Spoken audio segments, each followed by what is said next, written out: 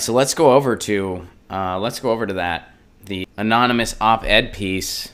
You know what I said about it? I said Andy Kaufman gave us a fuck of a closer. That's what I said. So here's the piece itself. It was from the New York Times. I am part of the resistance inside the Trump administration. So this is the anonymous piece. Some of you guys probably read it already. I read it last night. But here it is. President Trump is facing a test to his presidency unlike any faced by a modern American leader. It's not just that the special counsel looms large or that the country is bitterly divided over Mr. Trump's leadership, or even that his party might well lose the House to an opposition hell-bent on his downfall. The dilemma is that many of the senior officials in his own administration are working diligently from within to frustrate parts of his agenda. All right, so, and this person, I'm not going to read the whole thing, but this person is a Republican, or at least you're led to believe they're definitely a Republican. And what's interesting to me is they say that they're trying to undermine Trump's agenda. They have a problem with Trump, but they don't mention anything specific. Now, the reason they don't mention anything specific is because there's not one policy that Trump's looking into that any other Republican wouldn't do. The difference between Trump and any other Republican is subtlety, and the fact that Trump is less kind with his words. That's the difference. So all of these policies, which are brutal, ugly policies, Trump doesn't sugarcoat them. So people hear what they actually are. So this idea that other Republicans are more level-headed or they'd be more moderate, it's A, a lie, and B, not a healthy way to look at things, because that entertains this notion that everything was hunky-dory until Trump got here, which just is not true. Trump's the result of a broken system, not the cause of it. So here's what this Republican claims is the problem, and you're not going to see any policy here. The root of the problem is the president's amorality. Anyone that works with him knows he is not more to any discernible first principles that guide his decision-making. This is a person who's part of a party that starts illegal wars. Although he was elected as a Republican, the president shows little affinity for ideals long espoused by conservatives. These are just words: free minds, free markets, and free people. This is just doublespeak. This person can't point to any policy. Here's another part. This is another problem they have with Trump. He speaks mean. That's what this is code for. He speaks mean. Meetings with him veer off topic and off the rails. He engages in repetitive rants, and his impulsiveness results in half-baked, so-informed, and occasionally reckless decisions that have to be walked back. He talks mean. He talks mean, and he doesn't answer to anybody. That's basically what they're saying. This op-ed is just verbal diarrhea. Is Trump despicable? Yes, he is. He's not despicable just because he lacks subtlety. He's not despicable because of his... Well, he is despicable because of his views, but that's not the only reason why he's despicable. He's despicable because he's part of the Republican machine, too. And yes, he is. He is no different than any other Republican would be doing the same shit. The difference is they wouldn't be Nazi sympathizers. At least they probably wouldn't be, presumably. I don't think John Kasich would be. And they would sugarcoat a lot of this shit. But they'd be doing the same shit.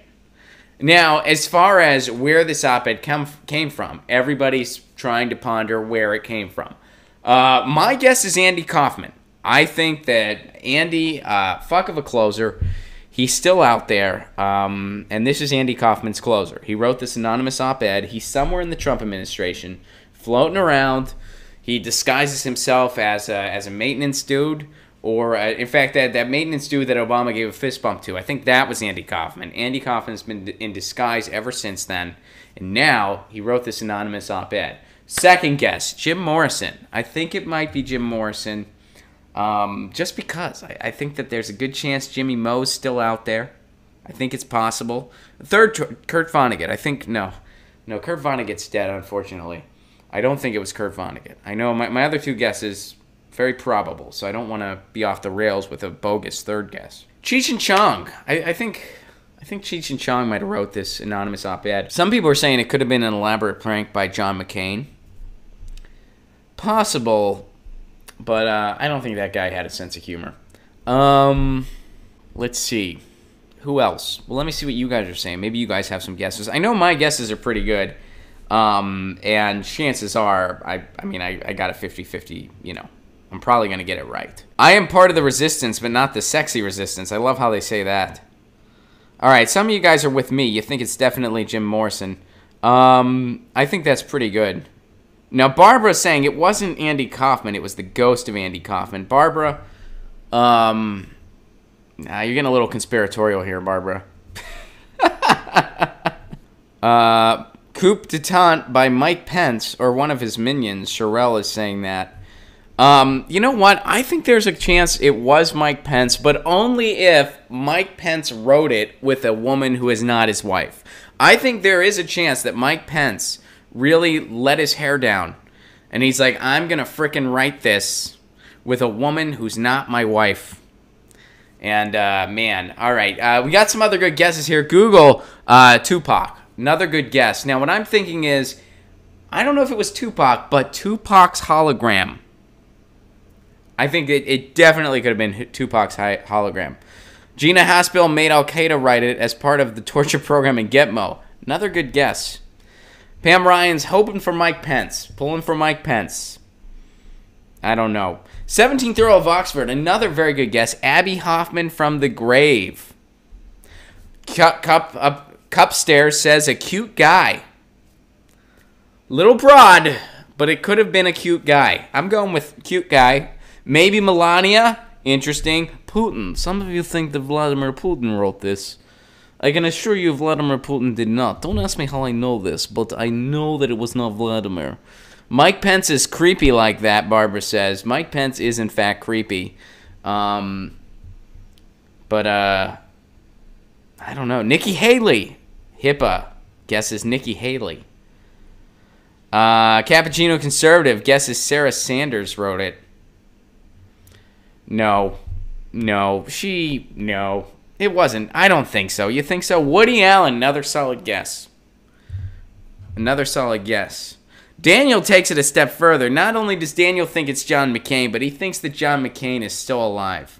Lodestar. Stephen with a solid guess. Sarandon. Pam nailed it. Wait, Pam, you figured it out. Susan Sarandon wrote this. Susan Sarandon wrote this just to throw people off. Barack Obama, magnetic perturbation, guesses Barack Obama. Well, I did say it sounded like a Republican, which makes Barack Obama a prime suspect. Oh, 100% comatose. Trump wrote it himself. Now, wouldn't that be a fun prank? What if Trump wrote it himself? And by the way, as we speak, there's people that are... There's going to be people that are taking this seriously and are going to use this to smear the show. And I can't wait until that happens. They're going to be like, look at what they think Jim Morrison wrote this. They think this is ridiculous. This is why we have Trump. They accused the singer of the Doors of writing anonymous op-eds, and that's why we have Trump. It's because Rob Placone streams this shit. He's very powerful. Have fun, members of the Mick Resistance. Do your worst. Look at them. Balthazar says it was Peter Dow. What if Trump wrote it himself, though? Let's get back to that. Trump wrote it himself just to prove how shitty the media is. What if he did that? What if he's like, you guys bought this shit. I wrote it. I wrote it. Chelsea Clinton. Somebody guessed Chelsea Clinton. Like I said, sounds like a Republican, so Chelsea, fair guess. Fair guess. I don't know who wrote it, but I think Elvis is part of the Trump administration, Matthew says. Dwayne thinks that it was written in crayon. We can't disprove that. Jilly, it was Hillary. Jared Kushner, Daniel guesses. You guys have some good guesses. I am still going to go with, it was either... you know what? My close third is Tupac's hologram. Those are my top three, all right? I'm thinking it was either Andy Kaufman. That was my first guess. I'm pretty solid with that. It was either Andy Kaufman, potentially Jim Morrison, potentially Jimmy Moe. He's paying attention. He's floating around there somewhere, and he ended up in the Trump White House. I think they have enough turnover. It's very possible.